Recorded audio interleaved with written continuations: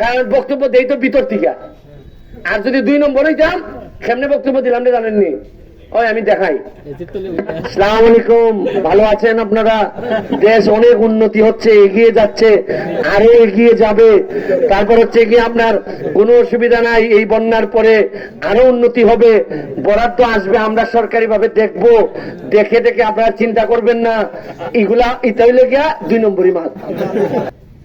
আর আরেকটা জিনিস কিন্তু ভালো হয়েছে, যারা লুকালুকি করতা, আমি আপনাদের কাছে কৃতজ্ঞ, সোনারঘাট মাধবপুরের মানুষের কাছে কৃতজ্ঞ এই কারণে, যারা লুকালুকি করতো আর পয়সা মারছ, বেশিরভাগ লোকরে মানুষের বুটের মাধ্যমে বিদায় দিলাইছে। এটা আমার পক্ষেরও হোক আর বিপক্ষেরও হোক। এবং আমিও যদি 2 নম্বরে করে আগামীবার, আমার একটা বিশ্বাস আপনারা কইয়া যায়, যদি আমি পয়সা মারি বা আমার লোক দিয়ে ব্যবসা করি, বালোর ব্যবসার বাদ না হই, রাস্তার মধ্যে পয়সা মারি, আমার লোক যদি আঙ্গুল ফুললে গোলা গাছ হয়, আল্লাহ রাস্তে চাই আমার সে যে গোলাটা বালাইব, আমার বিদায় দেয় এর নেতা বানাই দিন আপনারা। আর লক্ষণ শুরু হয়ে গেছে, সোনাঘাট মাধবপুরের লক্ষণ খুব ভালো।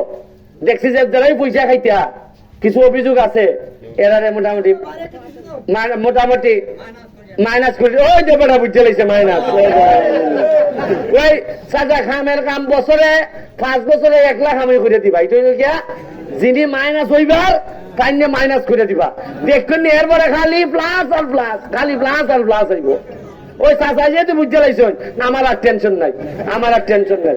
আপনারা যা লাগে আপনারা আমার সাথে যোগাযোগ করবা, আর আমার সাথে দেখা করবার লেগে কোনো পর্দা লাগে না।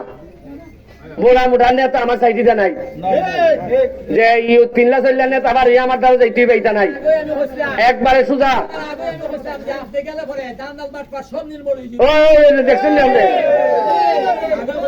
এমন আমি চেষ্টা করবো, 4.5 বছর নয়, আমি চ্যালেঞ্জ দিয়ে কইতাম পারি, শুক্র শনি যে আমি বাড়িতে আই, এই বাড়িতে আইলে পরে শুক্র শনিবারের যে পরিমাণ ঘাম আমার শরীর থেকে পড়ে, আমি চ্যালেঞ্জ দিয়ে কইতাম পারবো, এই সংসদে যত বাকি এমপি মহোদয় আছেন একজনও আমার সাথে গামে দিয়ে ভাবতাম, এত গাম আমি ভালাই যেখানে বক্তব্য দিইখানে 1/2 লিটার করে, কারণ বক্তব্য দেই তো ভিতর থেকে। আর যদি 2 নম্বর হইতাম কেমনে বক্তব্য দিলাম জানেননি? ওই আমি দেখাই। আসসালামু আলাইকুম, ভালো আছেন আপনারা? দেশ অনেক উন্নতি হচ্ছে, এগিয়ে যাচ্ছে, আরো এগিয়ে যাবে। তারপর হচ্ছে কি আপনার কোনো অসুবিধা নাই, এই বন্যার পরে আরো উন্নতি হবে, বরাদ্দ আসবে, আমরা সরকারি ভাবে দেখবো, দেখে দেখে আপনারা চিন্তা করবেন না। এগুলা এটা হইলে গিয়া 2 নম্বরই মাল। শুনছেন আপনি? এটা আগে মিলাই দেখুন, মারছেন এইভাবে এরা। এবারে এরা যদি জিজ্ঞাসা তোর বাবার তোমার নাম কি, বা এর বাবার নাম হয়, আর আইলে কোন সমস্যা নিয়ে বক্তব্য 18 বক্তব্য দেয়, দিয়া সমস্যার কথা কেউ কয়ই না। আর যে কোনো মিটিং হইলে আগে বক্তব্য খিতা হইতো জানেননি? মাননীয় নেতা, আপনি যে উন্নতি করছেন, পাকিস্তান আমলের পরে এত উন্নতি আর হইছে না, খারেন আর খারেন দেশ, ইটা কইছেন না? আর আসল খামো বাথরুম নাই, ইটা যে কইছে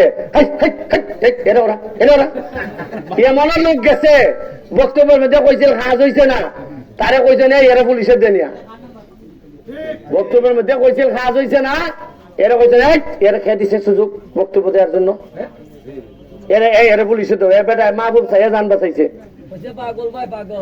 পাগল মানে কি তাল ধরছিল, এর রাস্তা ভাঙ্গা এই কথা এ কইছিল নেতার দ্বারা, নেতার মানুষের সাইডের মানুষে কইছেন না না এ পাগল, এ পাগল, মানে আসল কথা যে কইতো এরা পাগল বানাই লিসলা।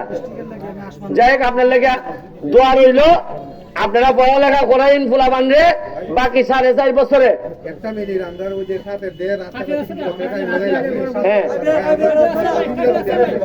আচ্ছা উনাই আপনারা বন্যাটা শেষ হইলে, পানির সময়টা গেলে সেপ্টেম্বর থেকে শুরু হইব আমার রাস্তাঘাট দুলাইয়ের খাম।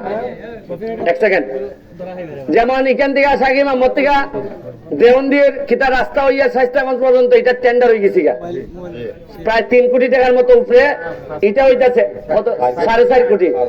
একটা ব্রিজ আছে কেন 3 কোটি, যা যা হইতাছে এইবার বন্যার পরে কর্ম 3টা ট্রাক্টর নেওয়া হয়েছে 3টা ট্রাক্টর বইয়া বইয়া খালি সারাদিন খালি গর্ত ভরাট করবো রাস্তা এটা মেকাডম দিয়া রাস্তা ভরাট করবো বিভিন্ন কাজ চলতেছে আমার 4টার সময় লোকের সংসদ আজকে সংসদ দেখা যেতে হইব আমার সাইডে দিন কারণ ইকেন খালি গরম হইলে হইতো না ইকেন গরম হরণ লাগবো আর ইকেন গরম এরপরে গিয়াতে কিছু বরাদ্দ দেয় হয় এরাও বুঝে যে এত গরম কিছু বরাদ্দ না দিলে এক আমরাই লিব